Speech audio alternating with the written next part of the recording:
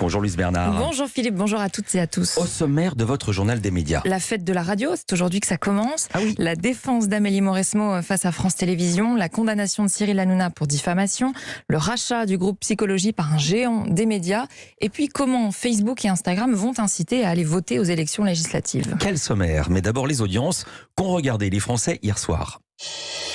Alors les trois premières chaînes sont au coude à coude, vous allez le voir. En tête TF1 avec la saison 2 de la série italienne Doc, 2 820 000 téléspectateurs, 15,4% de part d'audience. C'est un retour un petit peu, bien en baisse par rapport à la première saison qui avait bien marché. Deuxième, c'est France 3, c'est assez étonnant, des racines et des ailes, parce que il s'est boosté par un numéro sur la Reine.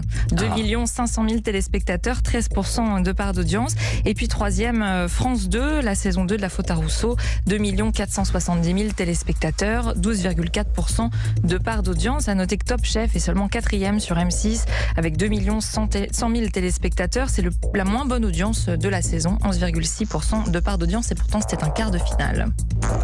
Europe 1 Culture Média. On n'a pas fini de parler de quart de finale. On débute ce journal avec la fête de la radio qui commence aujourd'hui. Oui, c'est l'occasion de remercier nos fidèles auditeurs. Voilà, c'est fait. Voilà. Et puis de célébrer le média préféré des Français. Au programme, de nombreuses radios sont mobilisées pour proposer des émissions spéciales, des portraits, des interviews et même des journées portes ouvertes pour certaines. Des ateliers aussi à destination des jeunes sont prévus. C'est la deuxième édition de cette fête de la radio. Elle a été lancée l'an dernier par le président de l'Arcom, Roch-Olivier Mestre. C'est l'ancien CSA, l'Arcom. L'Arcom reste le chef d'orchestre pour cette année, notamment Hervé Gaucho, qui est président du groupe de travail radio et audio numérique. Nous, ce qui nous avait interpellé, c'est qu'il n'y avait pas de fête de la radio, alors que c'est le média préféré des Français. C'est 40 millions d'auditeurs quand même, c'est énorme. C'est des gens qui écoutent la radio 2h45 par jour. On a tous un poste de radio chez nous. La radio nous accompagne tous et depuis toujours dans tous les pans de notre vie, qu'on soit en mobilité, qu'on soit chez soi, qu'on soit au travail parfois. Et ce média intime finalement qui nous accompagne n'était pas célébré alors qu'il y a une fête de la musique, une fête du cinéma, une nuit des musées. Donc le président de l'Arcom s'était dit pourquoi ne pas créer cette fête de la radio, et ça a tellement bien marché qu'on a décidé de recommencer cette année. Et l'an dernier, plus de 500 événements avaient eu lieu, et au-delà de la mobilisation des radios, c'est l'occasion pour l'Arcom de réunir les professionnels du secteur lors des assises de la radio.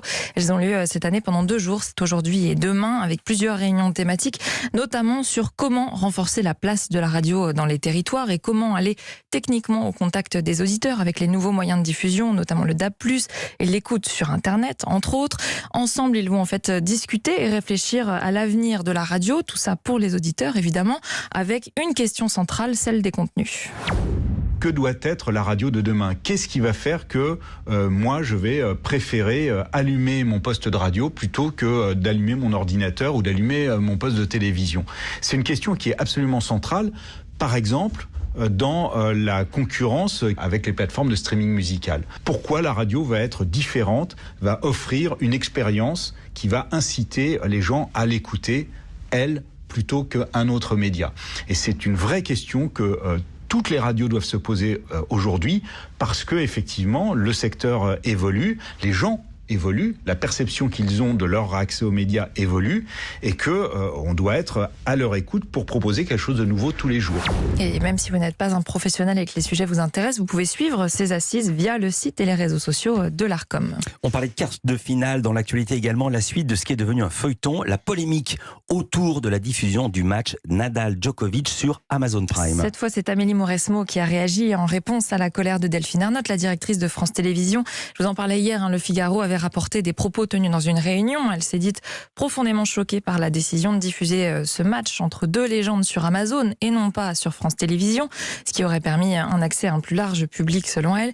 Cette décision, c'est Amélie Mauresmo qui l'a prise. Elle est directrice du tournoi de Roland-Garros, et en apprenant la colère de Delphine Ernotte, elle est allée discuter avec elle. Elle dit avoir pu crever l'abcès.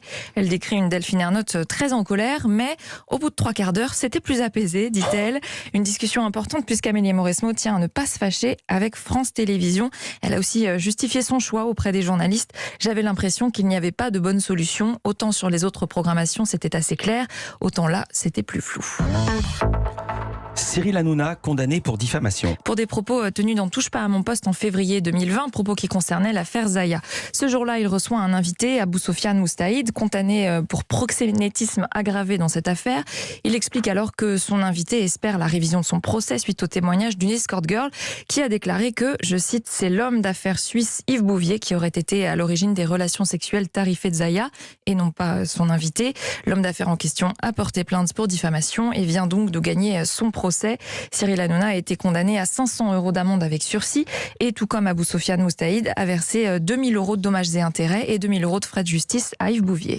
Le groupe Reworld Media a bien racheté le groupe Psychologie. Oui, le début des négociations exclusives avait été annoncé en avril dernier. Cette fois, c'est officiel. Le rachat de 100% du capital a bien eu lieu. Le montant n'a pas été dévoilé.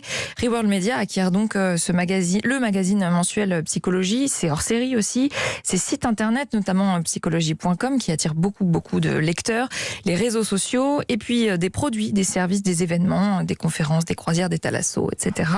Reworld Media renforce donc son pôle santé et bien-être car le groupe possède déjà Top Santé, Pleine Vie, Vital, entre autres. Et on termine ce journal avec les initiatives lancées par le groupe Meta France, c'est-à-dire il englobe ce groupe Facebook, Instagram, WhatsApp.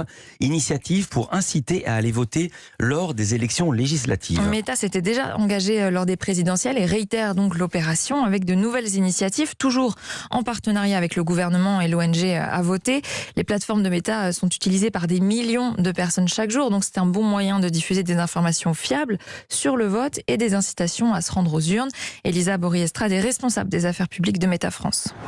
Notre vocation première, évidemment, c'est justement de donner une voix à chacun et on estime qu'il n'y a pas de meilleur moment pour faire entendre sa voix que celui des élections. Et donc, ça nous semblait tout naturel à l'occasion des législatives, alors qu'on prédit une abstention forte, en tout cas sur la lignée de ce qu'on a pu observer malheureusement lors des derniers scrutins. On s'est dit voilà, qu'il y avait toujours cet enjeu d'utiliser nos plateformes pour rester mobilisés sur cet effort d'engagement citoyen.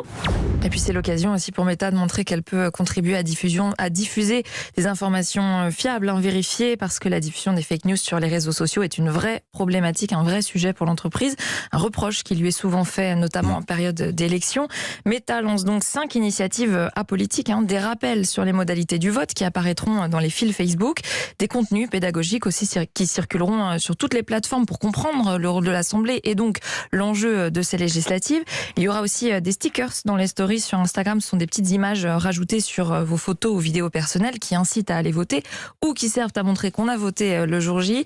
Et puis enfin, un quiz sur les législatives va être mis en place aussi dans Facebook News. Et oui, il y a aussi pour les festivaliers quand même qui iront à Wheel of Green un stand sur place qui est tenu par l'ONG à voter. Ça permet de répondre à toutes les questions que se posent notamment les jeunes. C'est un festival très fréquenté par les jeunes. Donc ce sont des initiatives différentes qui vont toucher des publics différents et qui permettent d'atteindre le plus de Français possible.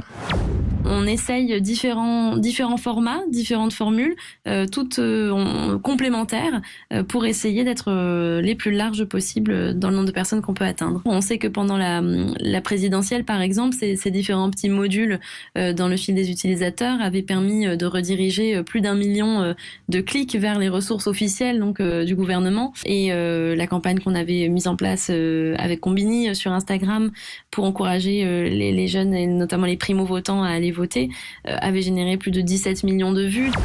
Les initiatives, vous les verrez apparaître donc progressivement d'ici les élections législatives sur Facebook et Instagram et ça commence dès aujourd'hui. Les élections, elles ont lieu les 12 et 19 juin prochains. Merci beaucoup Louise Bernard. Toutes ces infos à retrouver dans notre newsletter média. L'inscription est gratuite sur europe1.fr. À demain Louise pour un nouveau journal des médias.